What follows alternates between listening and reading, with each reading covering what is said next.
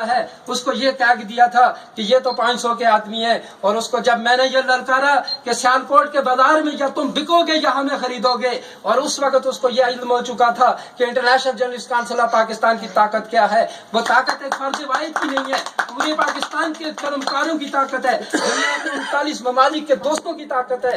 दुनिया जहां कलम के सिपाही, जहां कलमकार मौजूद है, इंशाअल्लाह ताला वो इंटरनेशनल जर्नलिस्ट काउंसिल के आइन मंशूर दस्तूर के साथ हैं। हमारी दोस्ती सबसे या दुश्मनी किसी से नहीं है, क्योंकि हमने किसी की मुखालफत नहीं करनी। हम टकेमार लोगों में से नहीं है, हमने कोई रुकनियत फीसें नहीं रखी हुई हैं, हम किसी तंजीम का बशर नहीं तोड़ रहे हैं। अगर कोई किसी तंजीम से हमें ये इल्म हो ये किसी तंजीम से है, उसको इंटरनेशनल जर्नलिस्ट काउंसिल में शिक नंबर 13 के आइन में हमने दर्ज कर दिया है कि किसी तंजीम का फर्द नहीं तोड़ेंगे, इसलिए कि हमने दोस्ती का हाथ बढ़ाया, दुश्मनी का हाथ नहीं बढ़ाया।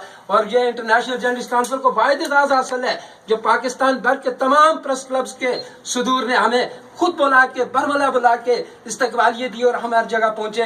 कोयटा से लेके गलगित तक, गलगित में जहां पाकिस्तान की सबसे बड़ी बुलंदी 14,500 फीट बुलंदी है, वहां से होता हुआ और आजाद कश्मीर के उस कोने पे जहां सामने हिंदुस्तान की बॉर्डर लाइन है, फॉरवर्ड कोटा गए और वहां से बलोचिस्तान गए। ये कोई आसान काम नहीं होते हैं, कहने में बहुत आसान है मगर करने में बड़ा मुश्किल है। जिसको काम आता है उसके लिए बहुत मुश्किल होता है, जिसको नहीं आता उसके लिए बहुत आसान होता है।